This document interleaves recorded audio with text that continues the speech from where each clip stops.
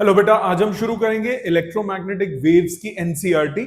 Additional exercise, main exercise and example सारे questions करते हैं। Let's start with the first question. सबसे पहला क्वेश्चन आपकी स्क्रीन पे है।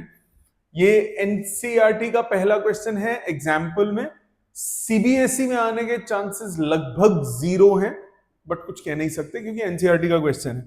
So let's start. पहला क्वेश्चन आपके सामने है। क्वेश्चन कह रहा है a parallel plate capacitor with circular plates of radius 1 meter has a capacitance of 1 nanofarad। तो आपका डाटा यहां लिखते हैं। कैपेसिटेंस आपको दिया हुआ है, वन डिस्टेंस दिया हुआ है पैरेलल प्लेट कैपेसिटर का।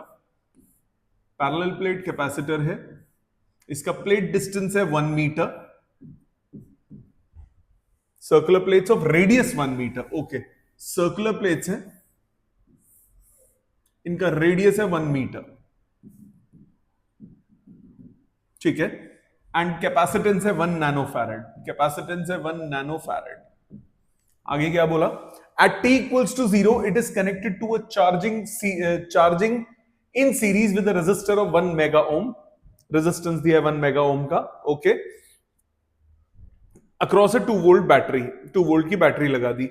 Okay, calculate the magnetic field at a point P halfway between the center and the periphery of the plates after t equals to 10 to the minus 3 seconds. Okay, तो आपको P point पे magnetic field निकालनी है। तो इसको मैंने यहां पे ऐसे बनाया है ग्राफ को, इस डायग्राम को। सो बेसिकली यहां पे हमें P पॉइंट पे मैग्नेटिक फील्ड निकालनी है। मैग्नेटिक फील्ड बोला, इलेक्ट्रिक बोला, calculate the magnetic field eight point P। Magnetic field निकालने के लिए आप यूज करते हो ampere circuital law. Ampere circuital law यहां पे कौन सा यूज होगा? यहां पे बीच में है तो डिस्प्लेसमेंट करंट होगा। एम्पियर सर्किटल लॉ एक बार रिव्यू ले लो, फिर उसके बाद इस क्वेश्चन में थोड़ा सा फर्क है वो बताएंगे। सबसे पहली बात, अगर मैं बीच में बात करता हूं तो बीच में इलेक्ट्रिक फील्ड होती है। बीच में इंटीग्रल B डॉट DL आप लेते हो mu naught times displacement current, mu naught times current through the loop. तो आपको यहां पे एक इमेजिनरी लूप कंसिडर करना पड़ेगा। आपको एक इमेजिनरी लूप कंसिडर करना पड़ेगा जिसका रेडियस होगा 1 मीटर। क्या आधा? 1 मीटर का half, that is half metre, that is half metre. अब integral B dot DL mu naught times this current होगा जो इसके थ्रू पास कर रहा है। सो सबसे पहले मुझे इसके थ्रू करंट निकालना पड़ेगा।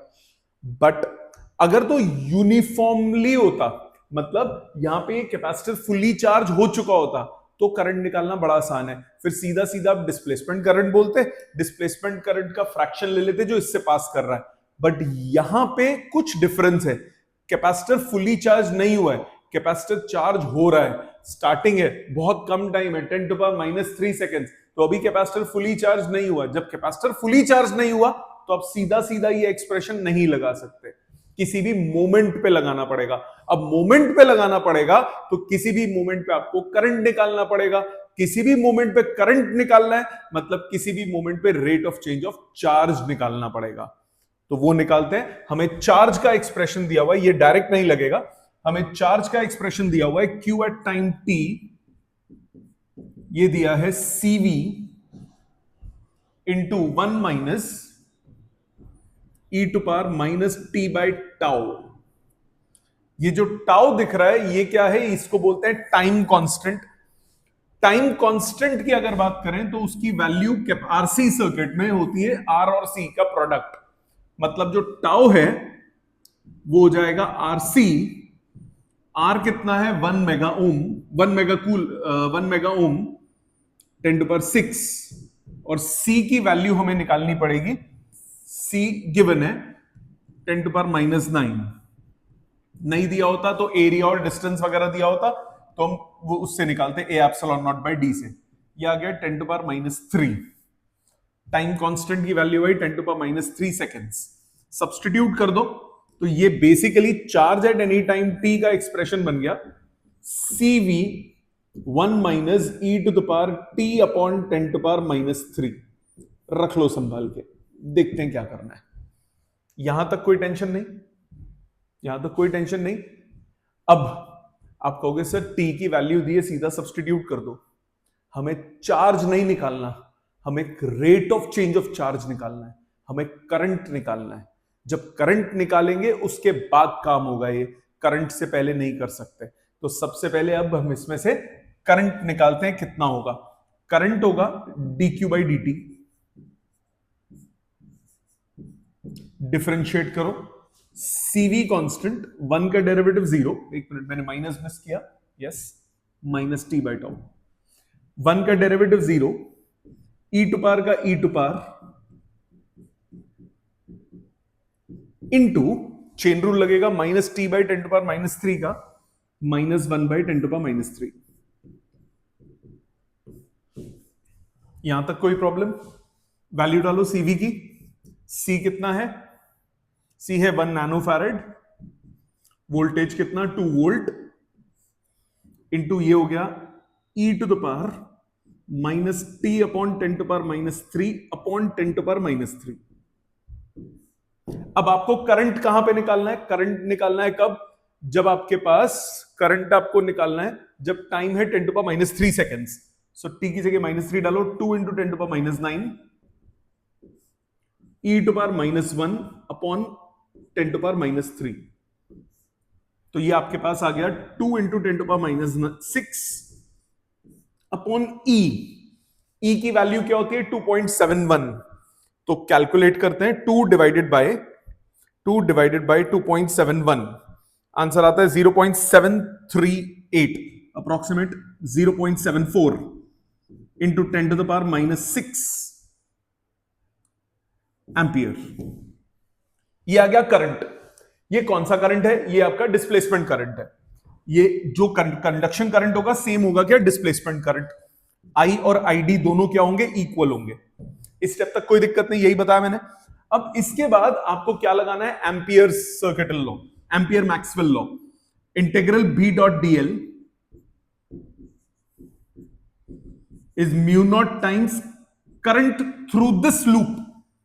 इस लूप में से करंट, ये टोटल करंट नहीं होगा, फ्रैक्शन ऑफ करंट। आप खुद सोचो, ये आपके पास दो वो हैं, पूरे में से वर्चुअल करंट यानी डिस्प्लेसमेंट करंट पास कर रहा है।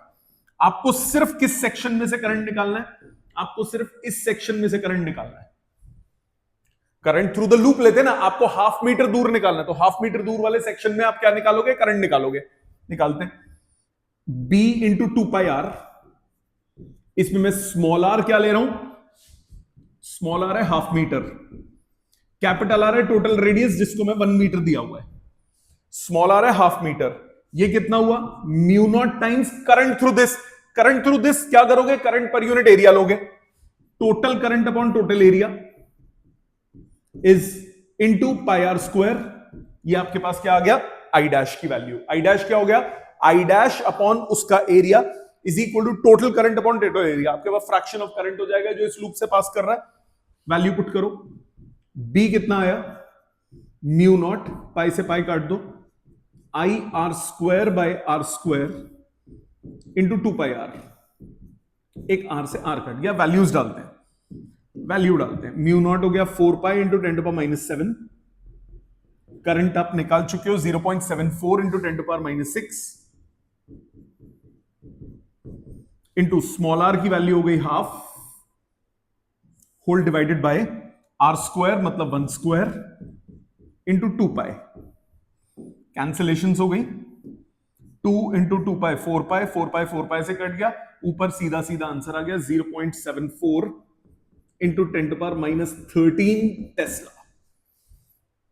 ठीक है, एनसीईआरटी में जलेबी बनाई हुई है, बहुत सारे फॉर्मूलाज यूज किए, डिस्प्लेसमेंट करंट का यूज किया, एप्सिलॉन और d5 by dt, electric flux निकाला, कोई जरूरत नहीं। ये मेथड हर जगह एप्लीकेबल रहेगा जो मैं अभी बता रहा हूं। इसमें और बाकी क्वेश्चंस में क्या फर्क है? दोबारा, इसमें जो चार्ज है वो कांस्टेंट नहीं है, मतलब फुल्ली चार्ज नहीं हो चुका। आगे भी क्वेश्चन आएगा उसमें क्या होगा? कैपेसिटर फुल्ली चार्ज हो गया तो इलेक्ट्रिक फील्ड क्या हो जाएगी? यूनिफॉर्म। तो एट एनी मोमेंट आप इलेक्ट्रिक फील्ड लोगे, सीधा सीधा आंसर निकालोगे और उसमें डायरेक्ट हो जाएगा। आगे करके दिखाऊंगा, एक्सरसाइज में है वैसे क्वेश्चन। लॉजिक हर क्वेश्चन में यही लगेगा। ठीक है, ये हो गया एग्जाम्पल नंबर 1। आ जाते हैं एग्जाम्पल नंबर 2 पे। एग्जाम्पल 2 क्या बोल रहा है? A plane electromagnetic wave of frequency 25 megahertz. Frequency दी है 25 मेगाहर्ट्ज। मेगा कितना होता है? 10 to power 6। So 25 into 10 to power 6 hertz ये फ्रीक्वेंसी दी है, travels in free space along the x axis, ठीक है जी। At a particular point in space electric field is 6.3 j cap, electric field दी है 6.3 j cap, wave is traveling along x-axis, so magnetic field will be along z-axis. What is magnetic field at this point? Now magnitude of magnetic field के कैसे निकालोगे? E by B is equal to C, तो B हो जाएगा E by C. E कितना है? 6.3 magnitude में, और ये है 3 इंटू 10 टू the power 8, कितना आया? 2.1 into 10 to the power -8 tesla. So magnetic field in vector form क्या हो गया? मैग्नेटिक फील्ड हो गया 2.1 into 10 to the power -8.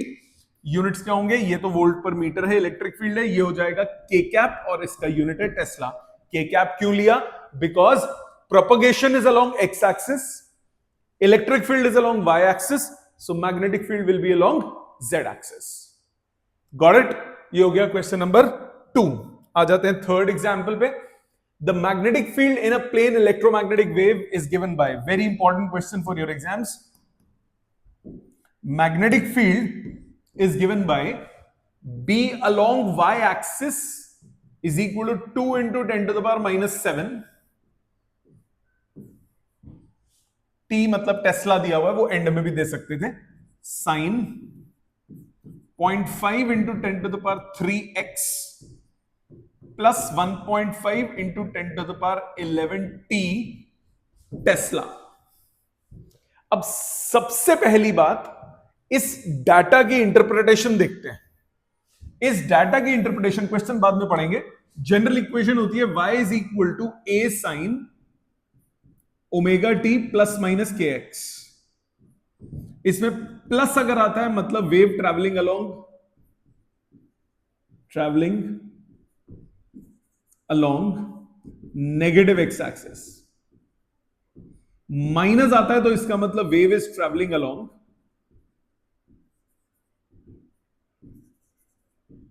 Positive y axis. इसके अलावा फॉर्मूलाज, वेव वेलोसिटी का फॉर्मूला होता है omega by K. Omega by K ये है एम्पलीट्यूड, ये है एंगुलर फ्रीक्वेंसी, ये है एंगुलर वेव नंबर, ये हो जाता है 2 पाई बाय लैम्डा, ये हो जाता है 2 पाई इंटू फ्रीक्वेंसी. तो ये कुछ स्टैंडर्ड फॉर्मूलाज हैं. मतलब ये जो वैल्यू हुई, ये हुई के यानी 2 पाई बाय लैम्डा, ये हुआ ओमेगा यानी 2 पाई इंटू फ्रीक्वेंसी, और प्लस आने का मतलब है वेव ट्रैवल अलोंग एक्स के साथ है, travelling along negative x axis. इसका मतलब है ये आपको बी का एम्पलीट्यूड दिया हुआ है, मैग्नेटिक फील्ड का एम्पलीट्यूड दिया है. बी वाई का मतलब along magnetic field varies along Y axis.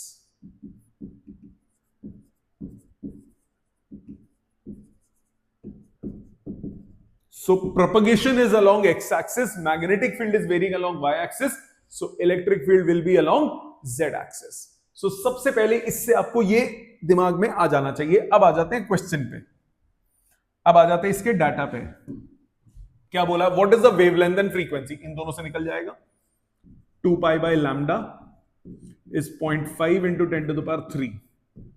सो लैम्डा हुआ 2 pi divided by 0.5 into 10 to power 3, मतलब 4 pi into 10 to the power -3 metre. Calculate कर सकते हो. दूसरा ओमेगा, फ्रीक्वेंसी निकालना है. 2 pi into frequency is 1.5 into 10 to power 11. 2 pi into frequency इतना है, तो फ्रीक्वेंसी कितना हो गया?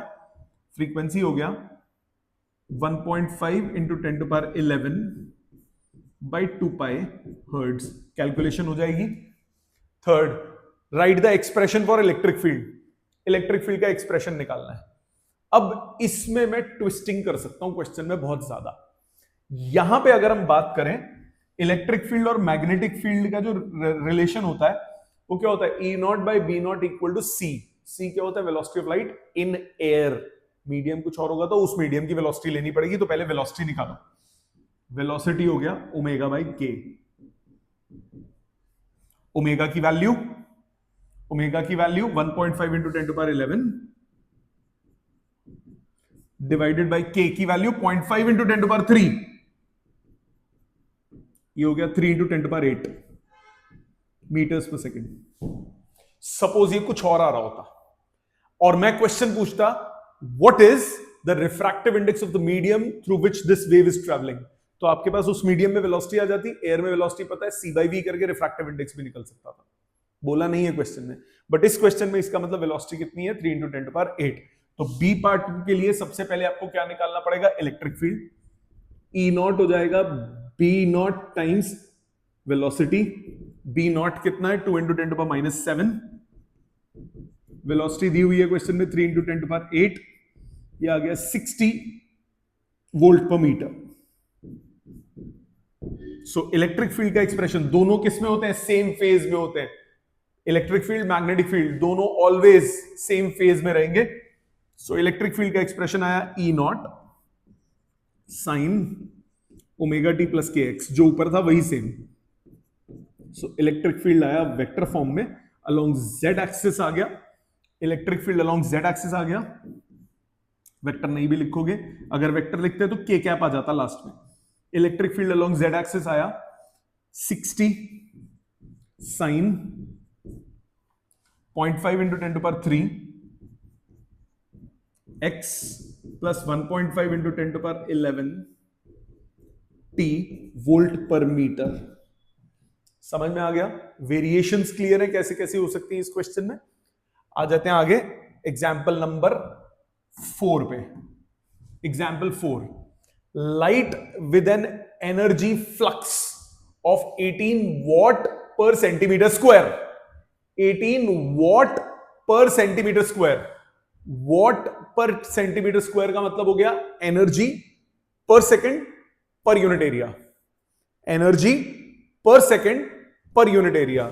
Energy per second per unit area, ये क्या हो जाता है, energy per second per unit area आपके पास हो जाती है intensity. Energy per second per unit area आपके पास हो जाती है इंटेंसिटी। तो आपको एनर्जी कितनी हो गई, मतलब आपको अगर वो निकालना हो इंटेंसिटी, वो दी हुई है,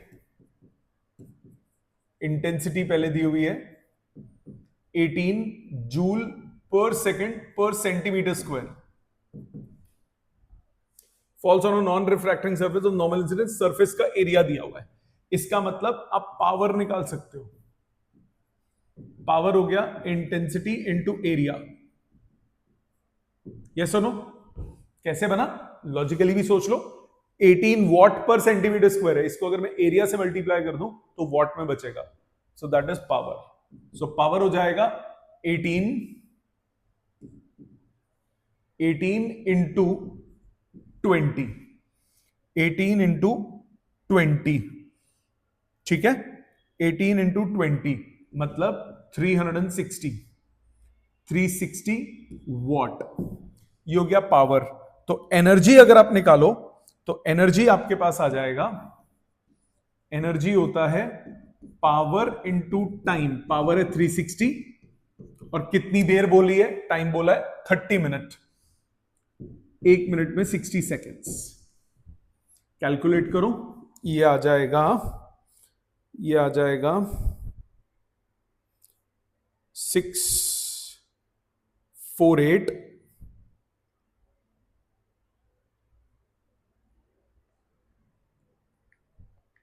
एक कैंसिल हो गया, 36 इंटू 3 इंटू 8, 864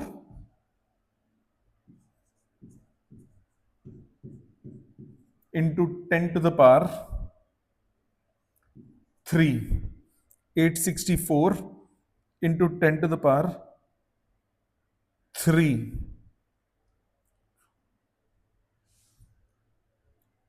जूल्स। ये एनर्जी आ गई 864 into 10 to the power 3 joules. यहां तक क्लियर? दोबारा मेरे को इंटेंसिटी दिया है 18 जूल पर सेकेंड जूल पर सेकेंड पर सेंटीमीटर स्क्वायर। ये आपको दिया है इंटेंसिटी, इसको एरिया से मल्टीप्लाई किया, 18 इंटू 20, एरिया से मल्टीप्लाई किया, मेरे पास पावर आ गई, पावर को टाइम से मल्टीप्लाई किया, मेरे पास एनर्जी आ गई, पावर को टाइम से मल्टीप्लाई किया, मेरे पास क्या आ गई, एनर्जी। आपको क्या निकालना है, सरफेस एज एन एरिया इतना, find the average force, force निकालना है। फोर्स क्या हो जाता है, फोर्स आप कैसे निकालोगे, फोर्स आप निकालने के लिए सबसे पहले निकालोगे, फोर्स आपको निकालना है, आपके पास ये आ चुका है, मोमेंटम निकालो, momentum, momentum of electromagnetic wave, ये होता है एनर्जी डिवाइडेड बाय सी, याद है, मोमेंटम को आप सी से मल्टीप्लाई करो, मोमेंटम को आप सी से मल्टीप्लाई करो तो आपके पास क्या आ जाती है, एनर्जी। तो एनर्जी कितनी है, 864 इंटू 10⁻³ डिवाइडेड बाय 3 इंटू 10⁸ ऐसे ही कैलकुलेट किया, किसी चीज की जरूरत नहीं है, इसको ऐसे ही छोड़ दो, कैलकुलेशन की कोई जरूरत नहीं है, वो कटपुट जाएगा। 360 इंटू 30 इंटू 60 अपॉन 3 इंटू 10⁸, ये कट के 10, सो 36 इंटू 6 इंटू 10⁻⁻5, बाद में देखेंगे। ये आ गया मोमेंटम, ये आ गया मोमेंटम। अब आपको क्या निकालना है, फोर्स। फोर्स क्या होता है, rate of change of momentum. Final momentum क्या है, इफ द नॉर्मल इंसिडेंस है, नॉन रिफ्लेक्टिंग सरफेस है, मेन यही चेक करना था। रिफ्लेक्टिंग सरफेस होती तो जितना मोमेंटम आता उतना रिबाउंड कर जाता, तो चेंज इन मोमेंटम होता 2p। अभी क्या होगा, नॉन रिफ्लेक्टिंग है, जितना पड़ा खत्म, तो फोर्स कितना हुआ, change in momentum, rate of change of momentum, यानी momentum upon time. Final momentum 0 है ना, फाइनल मोमेंटम 0 है, मोमेंटम अपॉन टाइम, सो कितना आया, 36 इंटू 6 इंटू 10⁻⁻5 अपॉन टाइम कितना है, 30 मिनट्स, 30 इंटू 60, सो 60 का ये कटा, एक 10 बचा, 6 से ये कटा, ये 12 बचा, 12 into 10⁻⁻7 Newton.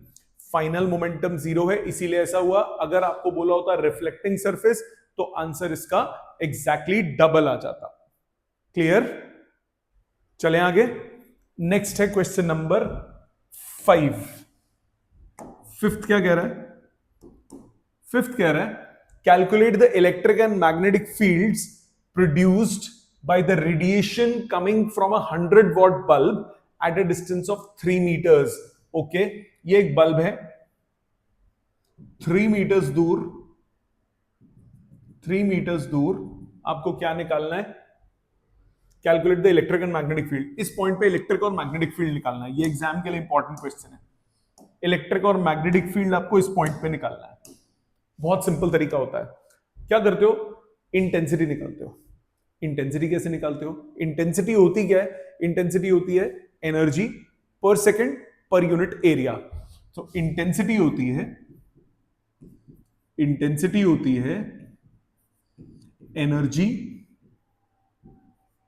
Upon time into area, मतलब पावर अपॉन एरिया। अभी पिछले क्वेश्चन में भी देखा, पावर अपॉन एरिया। अब इस क्वेश्चन में हमें पावर ऑलरेडी गिवन है, कितने गिवन है, 100 वॉट गिवन है, bulb at a distance of 3 metres, assume that the efficiency is 2.5%। मतलब जो पावर होगी, एक्चुअल पावर जो मिलेगी वो मिलेगी 2.5% ऑफ 100 वॉट, मतलब 2.5 वॉट, ये पावर मिलेगी मेरे को। ठीक है, अब एरिया क्या लोगे, अगर आप डी डिस्टेंस दूर बात करते हो, सो ये जो बल्ब है ये चारों तरफ लाइट देगा, ये बल्ब चारों तरफ लाइट देगा। एक स्फेरिकल सरफेस अगर कंसीडर करूं, एक इमेजिनरी सरफेस, तो चारों तरफ लाइट जाएगी। अब चारों तरफ लाइट जाएगी तो इंटेंसिटी क्या होगी, इंटेंसिटी होगी एनर्जी, यानी एनर्जी पर सेकंड जो चारों तरफ गई डिवाइडेड बाय एरिया।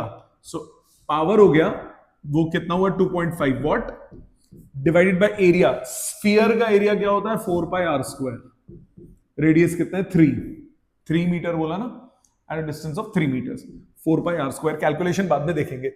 यहां तक क्लियर, ये हो गया आपके पास इंटेंसिटी, ये हो गया वॉट पर मीटर स्क्वायर, रख लो संभाल के। अब इंटेंसिटी की टर्म्स में अगर आप इलेक्ट्रिक फील्ड निकालो तो क्या हो जाती है? इंटेंसिटी की टर्म्स में अगर आप इलेक्ट्रिक फील्ड निकालो तो फॉर्मूला होता है half epsilon not E square into c. So यहां पे जितनी टोटल इंटेंसिटी है उसमें से आधी होगी इलेक्ट्रिक फील्ड में और आधी होगी मैग्नेटिक फील्ड में। Half of this intensity, half of this will be electric. तो आप निकाल सकते हो half of 2.5 upon 4 pi are square is equal to half epsilon not E square into c. तो क्या ई कैलकुलेट हो सकता है? करते हैं कैलकुलेट। ये हाफ से हाफ कट गया, ई स्क्वायर की वैल्यू आ गई 2.5 upon 4 pi into 9 upon epsilon naught times C.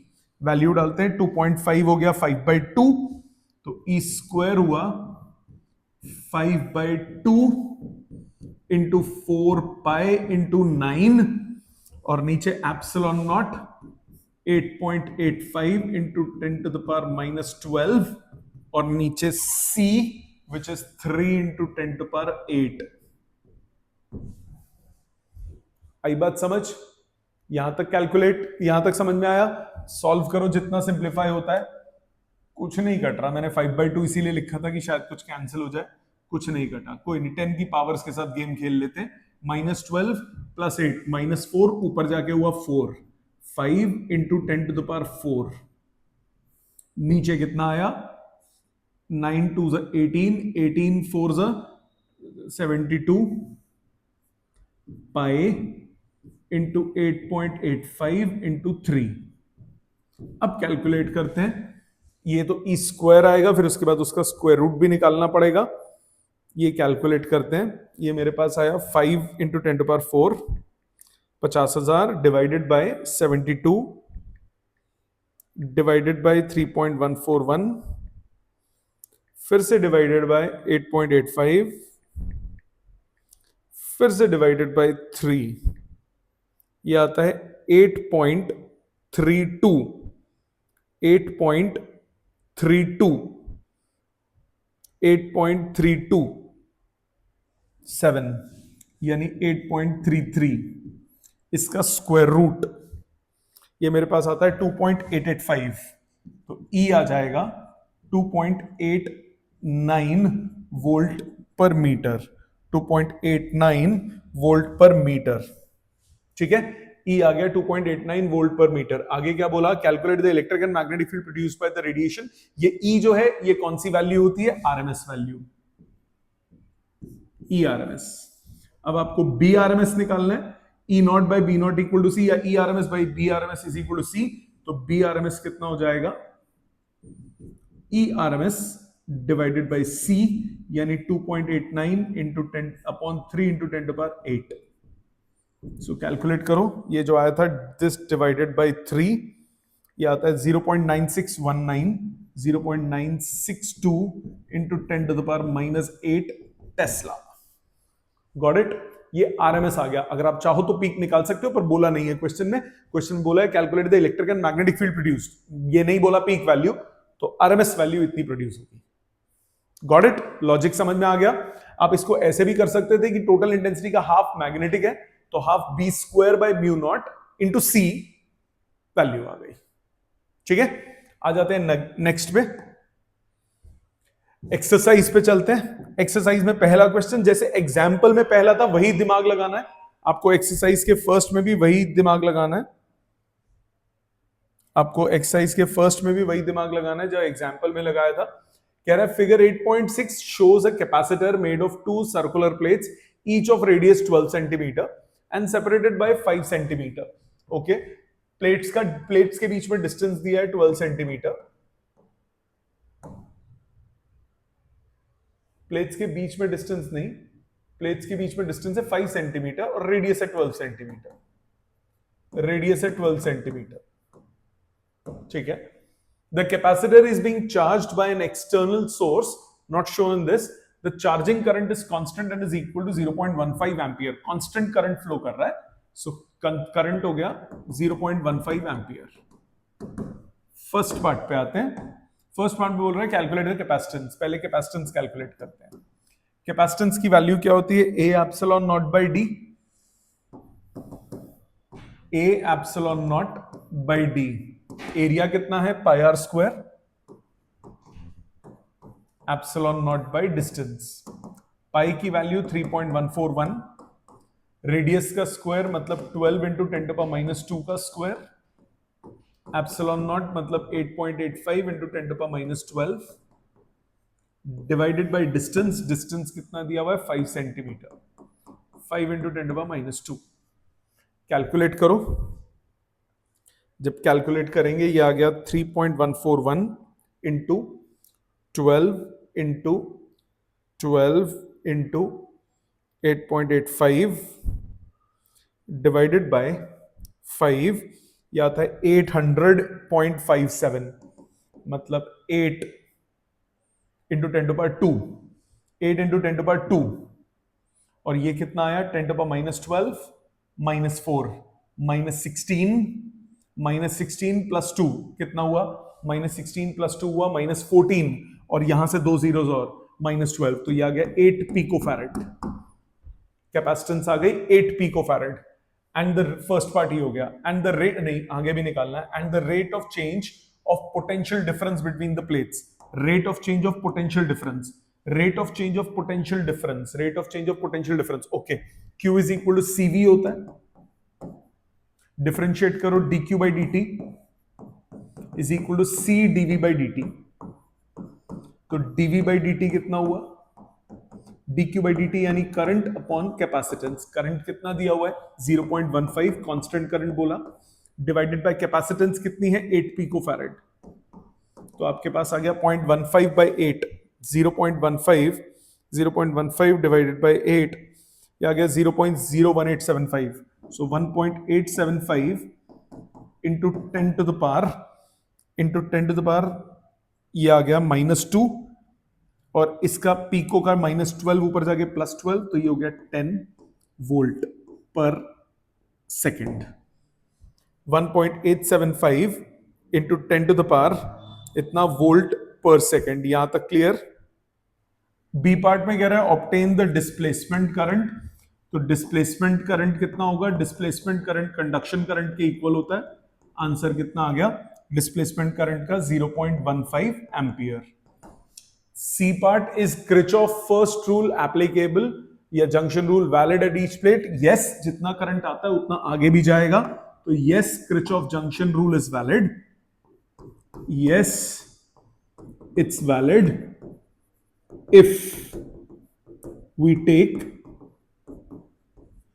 if we take both conduction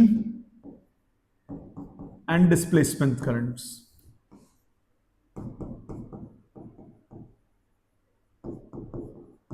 दोनों अगर आप करंट लोगे तो वैलिड रहेगा, नहीं तो नहीं। इस क्वेश्चन के आंसर में बेटा एनसीईआरटी में पीछे 80 पिकोफैरेड लिखा है, विच इज रॉन्ग। 80 नहीं आएगा, 8 पिकोफैरेड ही आंसर आएगा। तो ये एनसीईआरटी में करेक्शन होगी, इसका 8 पिकोफैरेड आंसर आएगा। सो प्लीज अपनी एनसीईआरटी में करेक्शन कर लीजिए। Got it? आ जाते हैं नेक्स्ट क्वेश्चन पे। नेक्स्ट क्वेश्चन है क्वेश्चन नंबर 2। ये वो नहीं था, एरिया वाला नहीं, वो ये होगा फिर। क्वेश्चन 2 क्या कह रहा है? A parallel plate capacitor made of circular plates each of radius 6 centimetre has a capacitance of 100 picofarad. ये पैरेलल प्लेट कैपेसिटर है, सर्कुलर प्लेट्स दिए, इनका रेडियस कितना दिया हुआ है? 6 सेंटीमीटर, और इनकी कैपेसिटेंस कितनी दी हुई है? 100 पिकोफैरेड। 100 पिकोफैरेड। आगे क्या बोला? The capacitor is connected to a 230 volt AC supply with angular frequency of 300 radians per second. Angular frequency आपको 300 radians per second दिया हुआ है, ओमेगा दिया हुआ है 300 radians per second, और आपने जो सप्लाई दिया वो है 230 वोल्ट का, 230 वोल्ट का। What is the RMS value of conduction current? RMS value of conduction current. RMS value of current निकालने के लिए सबसे पहले आप RMS वोल्टेज आपको मालूम है, उसको डिवाइड करोगे XC से। कैपेसिटर है तो XC कितना हो गया 1/ω/c, सो 1/300 इंटू C की वैल्यू 100 पिकोफैरेड, सो ये आ गया 1/3 इंटू 10⁻4 इंटू 10⁻−12, 10⁻8 ऊपर जाके 10⁻8/3, 10⁻8/3 ओम्स। ठीक है, ये हो गया आपका XC। इससे आपको क्या निकालना है, आपको IRMS निकालना है। IRMS कितना हुआ, IRMS हुआ ERMS divided by XC।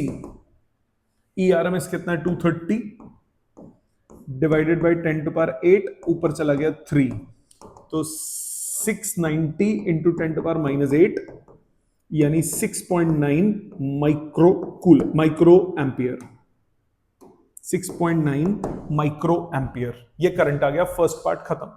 Second part, is the conduction current equal to displacement current? Yes, always yes. Conduction current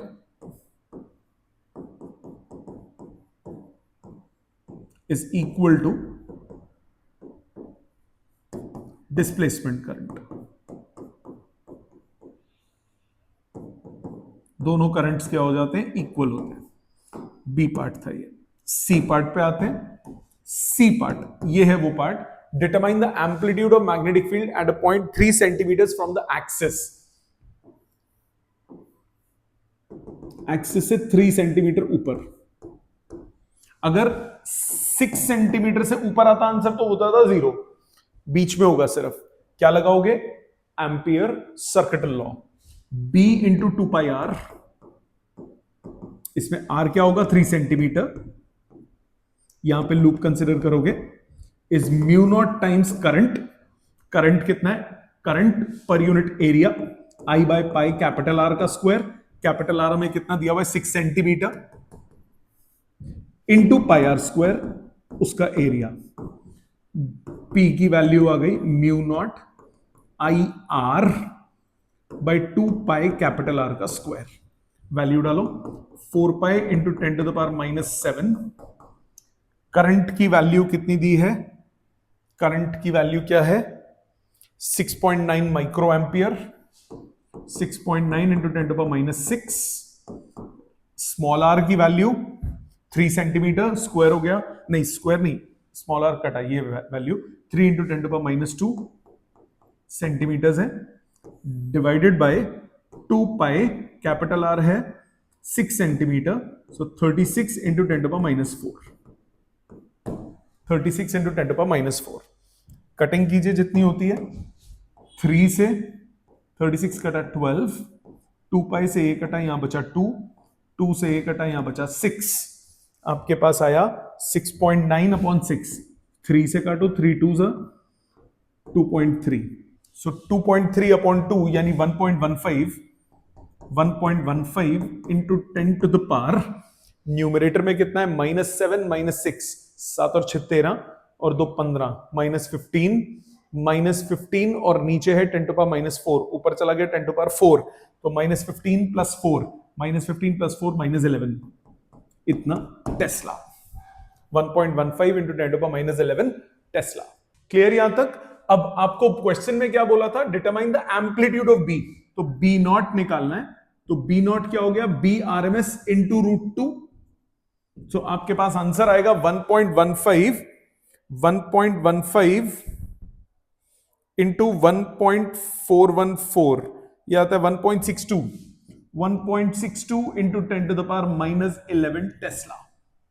clear यहां तक? आ जाते हैं नेक्स्ट क्वेश्चन पे, क्वेश्चन नंबर 3 पे। थर्ड क्या बोल रहा है, थर्ड कह रहा है what physical quantity is the same for x rays of wavelength 10⁻10, red light of wavelength इतना and radio waves of wavelength इतना। चाहे कोई भी इलेक्ट्रोमैग्नेटिक वेव हो, सबके लिए क्या सेम रहता है, velocity. So velocity of every EM wave, electromagnetic wave, remains same that is 3 into 10⁸ meters per second। आ जाते हैं फोर्थ पे। फोर्थ में आपको बोला a plane electromagnetic wave travels in vacuum along the z axis. तो वेव का travel है, wave travelling along z direction. आपको बोल रहा है what can you say about the directions of electric and magnetic field. So direction of electric field, direction, if direction of electric field is along x, then direction of magnetic field is along y। तीनों के तीनों क्या होते हैं, mutually perpendicular. Also if direction of electric field is along y, then direction of electric field is along x। दोनों आप तीनों आपस में म्यूचुअली परपेंडिकुलर होंगे, इलेक्ट्रिक फील्ड, मैग्नेटिक फील्ड और डायरेक्शन ऑफ प्रोपगेशन। अगला पार्ट इसी में, if the frequency of electromagnetic wave is 30 megahertz, what is the wavelength, lambda is equal to c by nu। So 3 into 10 to the power 8 divided by 30 into 10 to the power 6, ये आ गया 300 by 30, solve करके आएगा 10 metre. Got it. चलते हैं next question पे, question number 5।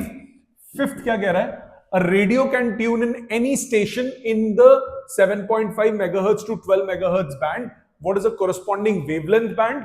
सो wavelength निकाल दो दोनों के लिए। If frequency is 7.5 megahertz, wavelength कितना हो गया, c by nu, that is 3 into 10 to the power 8 divided by 7.5 into 10 to the power 6।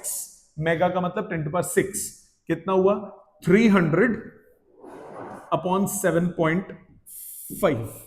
7.5 का डबल कितना होता है 15, उसका डबल कितना हुआ 30, तो ये हो गया 40 मीटर्स। और अगर फ्रीक्वेंसी ले रहे हैं हम 12 मेगाहर्ट्ज, तो वेवलेंथ कितना होगा c by nu फिर से। सो 3 into 10 to the power 8 divided bye 12 into 10 to the power 6, so 300 divided by 12, काटो इससे, 12 2 is 24, 6 बचा 60, 12 पंजे 60, 25 मीटर। तो वेवलेंथ रेंज आ गई 40 मीटर एंड 25 मीटर्स। क्लियर। आ जाते हैं नेक्स्ट पे, क्वेश्चन नंबर 6 पे। A charged particle oscillates about its mean position with a frequency of 10 to the power 9. What is the frequency of the electromagnetic wave? So frequency of EM wave is same as frequency of charged particle.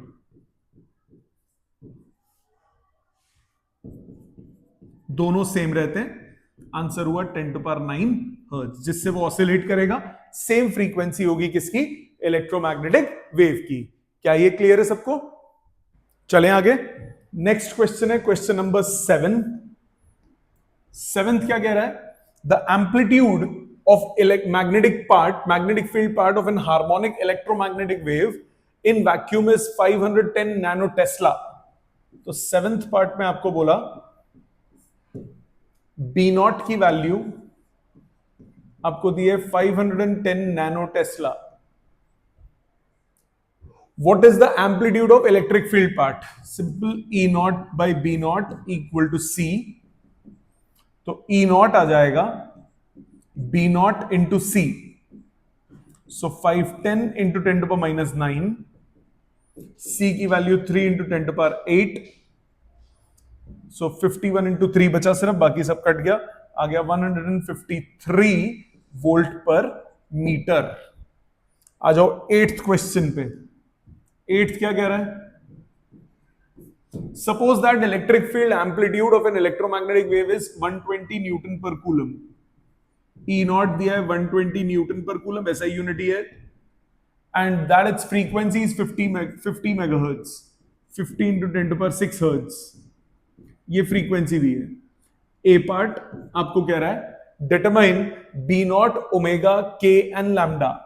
B not हो गया E naught by C, so 120 divided by 3 into 10 to power 8, ये आ गया 40 into 10 to the power -8 tesla, ये आ गया B not. आगे क्या बोला, ओमेगा, ओमेगा क्या होता है 2 pi into frequency, so 2 pi into 50 into 10 to power 6, so 3.141 बचा इंटू 10 टू द पावर 100, ये हो गया 8 रेडियंस पर सेकेंड। ओमेगा निकल गया। के की वैल्यू निकालनी है तो पहले आपको क्या चाहिए होगा, वेवलेंथ, वेवलेंथ पहले निकाल लो, लैम्डा, लैम्डा हो गया v is equal to nu lambda, v is equal to nu lambda, तो लैम्डा हो गया v बाय न्यू या c बाय न्यू। c कितना है 3 into 10 to power 8 divided by frequency 50 into 10 to power 6। आप ऐसा भी कर सकते हो, वेलोसिटी ओमेगा बाय के निकाल के सीधा ओमेगा के निकाल लो, वो भी चलेगा, जैसे आपको अच्छा लगे। अब इसको 2 से मल्टीप्लाई डिवाइड 6, नीचे 100, 10 टू पावर 8 पूरा कट गया, 10 टू पावर 8 हो गया नीचे, 2 से मल्टीप्लाई करते ही तो 6 मीटर आ गया वेवलेंथ। और के की वैल्यू क्या होती है 2 pi by lambda, so 2 into 3.14 divided by 6, so 3.14 divided by 3 radians per metre, मतलब 1.04 रेडियंस पर मीटर, ये आ गया के। इसके बाद बोला find the expression for electric and magnetic field. अब आपको ये बताया कि कहां मूव कर रहा है, नहीं बताया, तो फिर से वही एजम्पशन लेनी पड़ेगी कि वो एक्स एक्सिस के अलोंग मूव कर रहा है। So if wave is traveling along x-axis, wave is traveling along x-axis, magnetic field y में मान लो, इलेक्ट्रिक फील्ड z में मान लो। गिवन होना चाहिए था वैसे कि कहां आपको लेना है, बट उसने कुछ नहीं बोला, तो हम एक एक्सप्रेशन, जनरल एक्सप्रेशन निकाल देते हैं। b along y एक्सिस कितना हुआ, b along y एक्सिस हुआ b नॉट, मतलब 40 into 10 to power -8 sine omega t, omega omega omega omega omega omega omega 3.141 into 10 to power 8,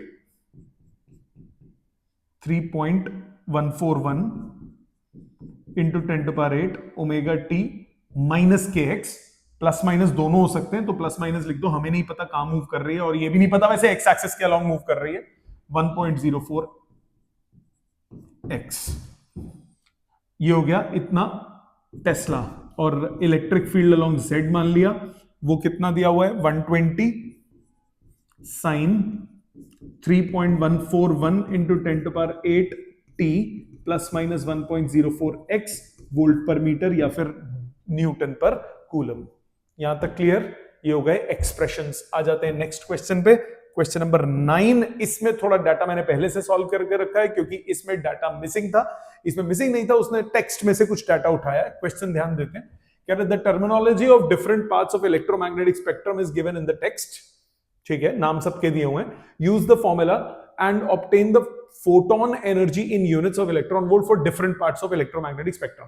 तो अलग अलग पार्ट्स के लिए आप सबकी फ्रीक्वेंसीज ले लो, सबकी वेवलेंथ ले लो और आप निकाल लो। जैसे किसी भी फोटोन के लिए अगर बात करें तो एनर्जी कितनी होती है hc बाय लैम्डा, ये आता है फॉर्मूला। इसको अगर मैं इलेक्ट्रॉन वोल्ट में चेंज करूं तो 1.6 इंटू 10 टू पावर -19 से डिवाइड कर देंगे तो मेरे पास आ जाएगा 12.375 into 10 to power -7 upon lambda electron volt. अब अलग अलग लैम्डा डालते जाओ, अलग अलग फ्रीक्वेंसीज, अलग अलग वो एनर्जीज निकालते जाओ। जैसे मैंने डिफरेंट ले लिए, 10 टू पावर 3 ले लिया, 1 ले लिया, 10 टू पावर -3, -6, -8, -10, -12, अलग अलग एग्जांपल्स लिए, अलग अलग सबके लिए फ्रीक्वेंसीज एनर्जी निकाल दी। आगे भी कुछ बोला, आपको बोला in what way are the different scales of photon energies that you obtain, अलग अलग आ रही है एनर्जीज, कोई बहुत ज्यादा है कोई बहुत कम है, obtain related to the sources of electromagnetic radiation. अब ये बेसिकली क्या रेलेवेंस है, ये रेलेवेंस ये है कि डिफरेंट एनर्जी की जो स्पेसिंग है उसको रिप्रेजेंट करता है। Photons energies at different parts of the spectrum of the source indicate the spacing of relevant energy levels. सबके एनर्जी लेवल्स में डिफरेंस है, ठीक है, मतलब जिसकी फ्रीक्वेंसी ज्यादा है, जिसकी एनर्जी ज्यादा है उसकी फ्रीक्वेंसी ज्यादा होगी। ठीक, आ जाते हैं नेक्स्ट क्वेश्चन पे, क्वेश्चन नंबर 10। क्वेश्चन 10 क्या बोल रहा है? In a plane electromagnetic wave the electric field oscillates sinusoidally with frequency 2 into 10 to power 10 hertz. Frequency दी है 2 into 10 to power 10 हर्ट्ज, ठीक है। And the amplitude 48 volt per metre. Electric field का amplitude E naught आपको दे दिया 48 volt per metre. What is the wavelength? कुछ नहीं बोला होता, एयर मानते हो। फर्स्ट पार्ट लैम्डा, लैम्डा कितना हो जाएगा? सी बाय न्यू। सी कितना है? 3 into 10 to power 8। Frequency 2 into 10 to power 10। Solve करो, 1.5 into 10 to power -2 मीटर्स। पहला part. B part, what is the amplitude of oscillating magnetic field? E not by B not equal to सी, तो B not हो गया E not by C. 48 divided by 3 into 10 to power 8, ये आ गया 16 into 10 to power -8 tesla. C part, show that average energy density of electric field equals the average energy density of magnetic field. Average energy density of electric field क्या होती है? Half epsilon not E square, यही होती है। अब आपको मालूम है E by B equal to सी, तो इसको हाफ एप्सिलॉन नॉट, ई को मैं E not by B not या E by B equal to सी, तो इसको मैं लिख सकता हूं C into B, because E by B equal to C होता है, तो E को मैंने BC लिख दिया। मेरे पास आया half epsilon not B square into C square. Now velocity of electromagnetic wave, उसका फॉर्मूला क्या होता है? 1/√of mu not epsilon not. So half epsilon not B square into mu not epsilon not.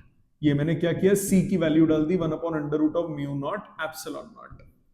Cancel out half B square by mu not, which is energy density of magnetic field. Therefore energy density of electric and magnetic fields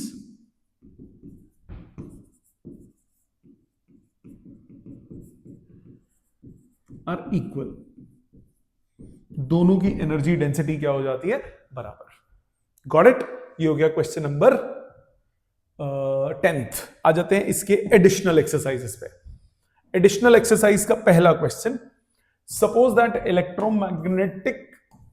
that electric field part of an electromagnetic wave in vacuum is 3.1 Newton per coulomb। E दिया हुआ है 3.1 cos 1.8 y plus 5.4 into 10 to power 6 into t I cap। मतलब propagation is along negative y axis, electric field is along x axis. ये कितना है? Newton per coulomb में। What is the direction of propagation? Direction of propagation is along negative y axis. What is the wavelength? Omega T plus minus के x, तो y के साथ जो होगा वो के हो जाएगा। के की वैल्यू 2 पाई बाय लैम्डा, ये दिया है 1.8, तो आपके पास लैम्डा कितना आ गया? 2 पाई डिवाइडेड बाय 1.8, मतलब पाई बाय 0.9, मतलब 3.141 डिवाइडेड बाय 0.9, ये आता है 3.49 metre. B part, what is the frequency? Omega क्या होता है? 2 पाई इंटू फ्रीक्वेंसी, और ओमेगा कितना दिया हुआ है? ओमेगा दिया हुआ है 5.4 इंटू 10 to power 6, तो यानी फ्रीक्वेंसी हो गई 5.4 into 10 to power 6 divided by 2 into 3.141। Calculate करो, 5.4 divided by 2 divided by 5.4, 5.4 divided by 2 divided by 3.141, ये आता है 0.86। 0.86 into 10 to power 6 hertz. ये आ गया C part. What is the amplitude of magnetic field? D part. B naught क्या होता है? E naught by C. So E naught कितना दिया है? 3.1. 3.1 divided by 3 into 10 to power 8. ये आ गया 1.03 into 10 to power minus 8 Tesla. ये हो गया B naught. E part, write an expression for magnetic field. Magnetic field का एक्सप्रेशन कितना हो जाएगा? B along कौन सी एक्सिस होगी ये होगी Z axis is 1.03 into 10 to power minus 8 Tesla. आगे सब कुछ सेम, फेज सेम होता है. cos 1.8 y plus 5.4 into 10 to the power 6 into t. अब ये 10 to power 6 दिया हुआ है. एक छोटा सा एरर है क्वेश्चन में. 100% क्वेश्चन में एरर है. क्या एरर है? आप ध्यान से देखो. ये वैक्यूम बोला है. यहां पे 10 to power 6 है. इसको अगर इससे डिवाइड करूंगा ओमेगा बाई के तो आता है 3 into 10 to power 6 मीटर्स पर सेकेंड. वैक्यूम में स्पीड होती है 3 into 10 to power 8. 10 to power 6 नहीं होती. मतलब ये एरर है. एनसीईआरटी में ये 8 होगा. ये 5.4 into 10 to power 8 होगा. तभी ये सब मैचिंग करेंगे. नहीं मेरे को यहां लिखते हुए एकदम से स्ट्राइक हुआ कि भाई ये गलत दिया हुआ है. मतलब उसने फ्रीक्वेंसी की वैल्यू गलत दी हुई है. फ्रीक्वेंसी की वैल्यू होगी पॉइंट. ये पावर को चेंज करो. ये पावर कर दो 8. ये हो जाएगा 8. 5.4 into 10 to the power 8. Omega की वैल्यू गलत है. 100% गलत है. ओमेगा बाई के करोगे तो आपके पास वेलोसिटी आ जाएगा और वो ओमेगा की वैल्यू में गलती है. नहीं तो वेलोसिटी नहीं आता क्योंकि क्वेश्चन में स्पेसिफाइड है वैक्यूम. वैक्यूम बोला हुआ है.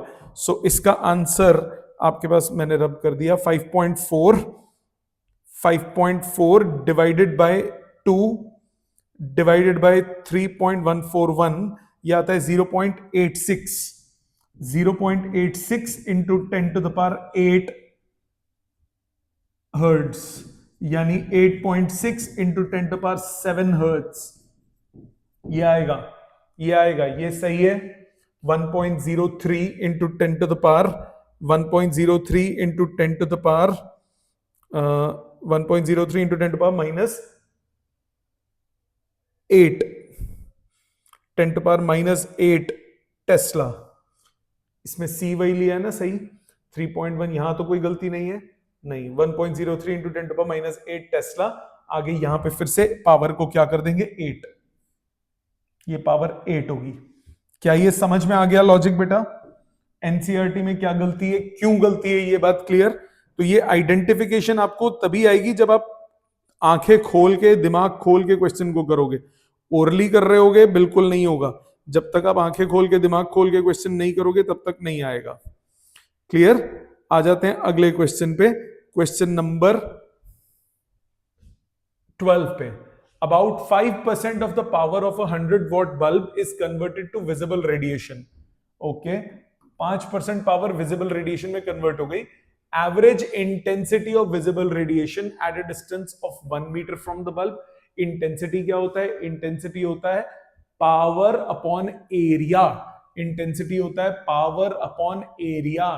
तो सबसे पहले 5% पावर मतलब विजिबल रेडिएशन कितनी हो गई? Visible radiation, power of visible radiation, power of visible radiation ये आपके पास कितनी आ गई? ये आपके पास आ गई 5% of 100, that is 5 what. So visible radiation की पावर कितनी आ गई? 5 वॉट. अब आपको क्या निकालना है? आपको निकालना है what is the average intensity of visible radiation at a distance of 1 meter from the bulb. ये है बल्ब 1 मीटर दूर या d डिस्टेंस दूर. इंटेंसिटी मतलब क्या करोगे? पर यूनिट एरिया कर दोगे. तो फर्स्ट पार्ट में इंटेंसिटी कितनी हो गई? इंटेंसिटी हो गई इंटेंसिटी हो गई power divided by area. So power कितना है 5 डिवाइडेड बाय एरिया, एरिया हो गया पाई आर स्क्वायर, रेडियस कितना 1 मीटर, पाई इंटू 1 स्क्वायर, खत्म। 5 upon pi, 5 upon pi calculate करो, 5 डिवाइडेड बाय 3.141 ये आता है 1.6 के आसपास, 1.59, 1.6 watt per metre square. Area area area area sphere का, sorry I am so sorry, power upon 4 pi are square. So power है 5 divided by 4 into 3.14 into radius 1 का square.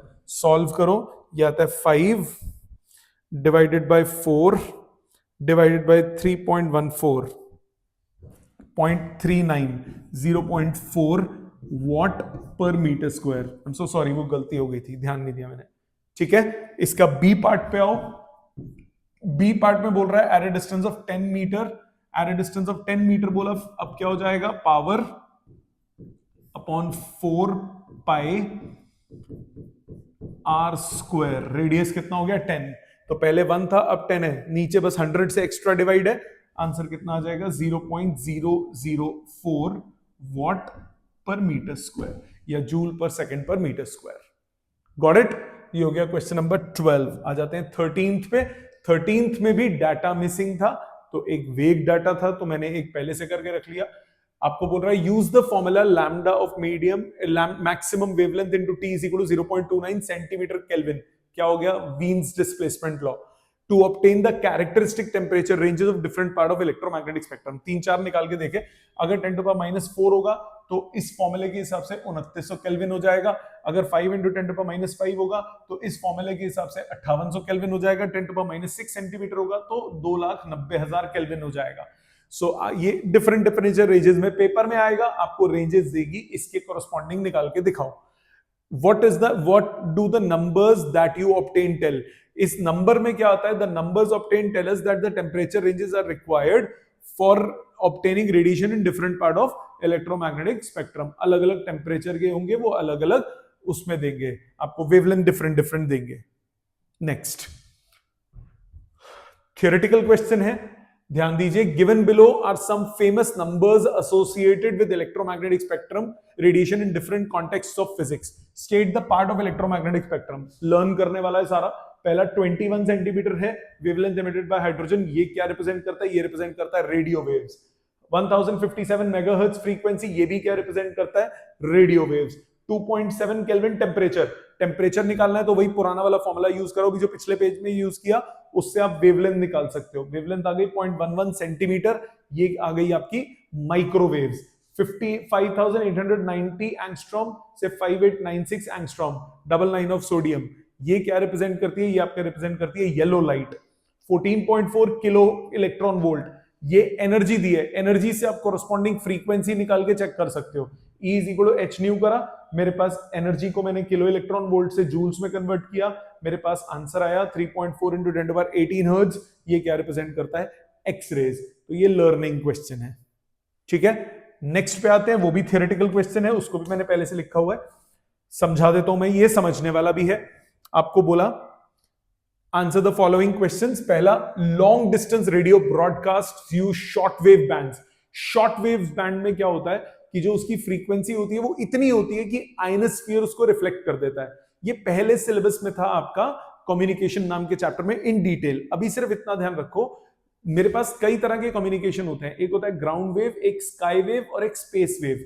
Ground wave communication में क्या होता है? ग्राउंड वेव कम्युनिकेशन में हम लोग वेव्स को parallel to surface of earth spread कर देते हैं, जिसने रिसीव करना कर लो, बट उसमें बहुत कम फ्रीक्वेंसी का होता है वो।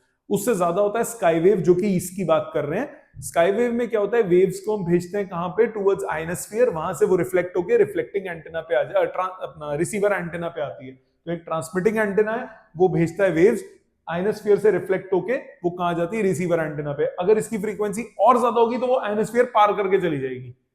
आयनोस्फीयर पार करके जाएगी तो हमें फिर ऊपर कोई रिसीवर चाहिए होगा जो कि उसे रीडायरेक्ट करे, और वो रिसीवर कौन होगा? सैटेलाइट्स, ठीक है, अगला क्वेश्चन इसी पे बेस्ड है। अगला क्वेश्चन कह रहा है, is it necessary to use satellites for long distance television transmission? Yes we have to, because ionosphere अब रिफ्लेक्ट नहीं कर पाएगा, वेव्स क्रॉस कर जाएंगी, तो जो सैटेलाइट है वो रिसीव करेगा, रिसीव करके दूसरी तरफ भेज देगा। CPAT, optical and radio telescopes are built on the ground, but X-ray astronomy is possible only from satellites orbiting the surface of Earth. अब एक्सरे एस्ट्रोनॉमी में क्या होता है, एक्सरे अगर आपको भेजनी है तो जो हमारा एक्सरे होगा वो हमारा एटमॉस्फेयर एब्जॉर्ब कर लेगा, इसीलिए हमें सैटेलाइट्स के थ्रू वो भेजना पड़ता है। और ऑप्टिकल कम्युनिकेशन विजिबल लाइट को वो नहीं करता, विजिबल लाइट ट्रांसमिट हो जाती है उससे।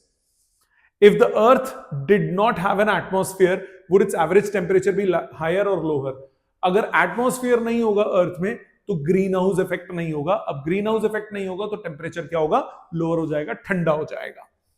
अगला, some scientists have predicted that global nuclear war on the earth would be followed by severe nuclear winter. क्यों होगा? हो सकता है ऐसा, पॉसिबल रीजन है, अभी ऐसा हुआ नहीं। होगा क्या, जब न्यूक्लियर वॉर होगी लार्ज स्केल पे तो क्लाउड्स डेवलप हो जाएंगे, जो डस्ट के क्लाउड्स हैं वो डेवलप हो जाएंगे। वो क्या करेंगे, वो ट्रैप कर दें, वो रोक देंगे सन से इंफ्रारेड रेडिएशंस को। अब अगर इंफ्रारेड रेडिएशंस रुक गई तो अर्थ ठंडी गर्म नहीं हो पाएगी, तो क्या होगा, टेम्परेचर फॉल कर जाएगा, और इसको हम बोलेंगे न्यूक्लियर विंटर। क्या ये समझ में आ गया? सबको क्लियर है? सो ये था आपका इलेक्ट्रोमैग्नेटिक वेव्स की एनसीईआरटी। इसमें जिन जिन में मिसप्रिंटिंग थी, कई क्वेश्चंस में, एक पहले क्वेश्चन में थी उसमें 8 था, 80 की जगह 80 आंसर एनसीईआरटी में दिया हुआ, वो 80 नहीं आएगा, वो 8 आएगा। मैं 5-6 बार सॉल्व करके देखा, वो 8 पिकोफैराड आएगा।